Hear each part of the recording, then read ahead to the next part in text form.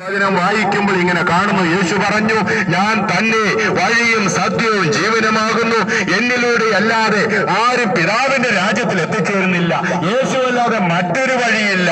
അനേക വഴികളുണ്ടെന്ന്, അനേക മാർഗങ്ങളുണ്ടെന്ന് അനേകര് പഠിപ്പിക്കുമ്പോൾ, ചിലവരോട് പ്രാർത്ഥിച്ചാൽ, ചില പുണ്യസ്ഥലത്ത് പോയാൽ, ചില കർമ്മങ്ങൾ ചെയ്താൽ മോക്ഷം പ്രാപിക്കാമെന്ന് പറയുമ്പോൾ ദൈവത്തിന്റെ വചനം വിളിച്ചു പറയുക, മറ്റൊരുത്തനിലും രക്ഷയില്ല, നാം രക്ഷിക്കപ്പെടുവാൻ ആകാശത്തിന്റെ കീഴിൽ മനുഷ്യരെ നൽകപ്പെട്ട ഏക നാമം യേശുവിന്റെ നാമം. ഈ യേശുവിന്റെ നാമം പാപങ്ങളുടെ മോചനം നൽകാൻ കാരണം.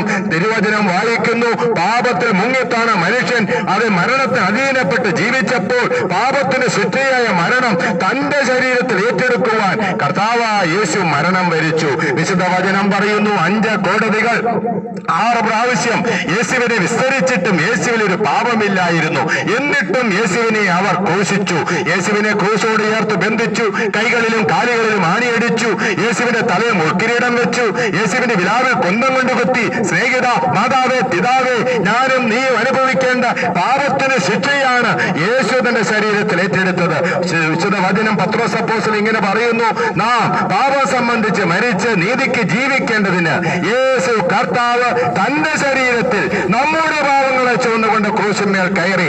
അവിടുത്തെ അടിപ്പിണരാൽ നമുക്ക് സൗഖ്യം വന്നിരിക്കുന്നു. സ്നേഹിത, പാപമോചനത്തിന് വേണ്ടി നെട്ടോട്ടം ഓടുന്നവരെ, ഒരിറ്റ സമാധാനത്തിന് വേണ്ടി അന്വേഷിച്ച് നടക്കുന്നവരെ, മദ്യപാനത്തിന് പിന്നാലെ നടക്കുന്നവരെ, വിഗ്രഹത്തിന്റെ പിന്നാലെ നടക്കുന്നവരെ, ഇതാ ഒരു രക്ഷിതാവ് പാപങ്ങളെ മോചിക്കുവാൻ താങ്കൾക്ക് പകരമായി, എനിക്ക് പകരമായി ഒരുവൻ മരിച്ചിരിക്കുന്നു.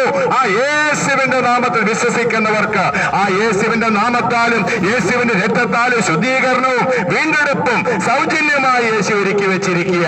വചനം വായിക്കുമ്പോൾ ഇങ്ങനെ കാണുന്നു, സഹോദരൻ ശവക്കുഴി കാണാതെ എന്നേക്കും ജീവിച്ചിരിക്കേണ്ടതിന് ദൈവത്തിന് വീണ്ടെടുപ്പ് വില കൊടുപ്പാനോ വീണ്ടെടുപ്പാനോ ആർക്കും കഴിയത്തില്ല. വീണ്ടെടുപ്പിന്റെ വില വിലയേറിയെന്ന് ദൈവത്തിന്റെ വചനം പറയുമ്പോൾ, ഇതാ ക്രൂശിലെ യാഗത്താൽ സൗജന്യമായി പാപമോചനവും നിത്യജീവനും യേശു നമുക്ക് വേണ്ടി ഒരുക്കി വെച്ചിരിക്കുക. എഫെസ്യ ലേഖനം 2-ാം അധ്യായം 8-ാം വാക്യത്തിൽ നാം ഇങ്ങനെ വായിക്കുന്നു, കൃപയാലല്ലോ നിങ്ങൾ വിശ്വാസം മൂലം രക്ഷിക്കപ്പെട്ടിരിക്കുന്നത്, അത് ദൈവത്തിന്റെ ദാനമത്രയാകുന്നു, ആരും പ്രശംസിക്കാതിരിക്കാൻ പ്രവൃത്തികളും കാരണമല്ല. ഇന്ന് മതപുരോഹിതന്മാർ, മതത്തിന്റെ ആളുകളെല്ലാം പഠിപ്പിക്കുന്നത്, കർമ്മങ്ങൾ ചെയ്യുമ്പോൾ, ആചാരങ്ങൾ ചെയ്യുമ്പോൾ പാപമോചനം കിട്ടുമെന്ന് പഠിപ്പിക്കുമ്പോൾ വിശുദ്ധ ബൈബിൾ പഠിപ്പിക്കുകയാണ്,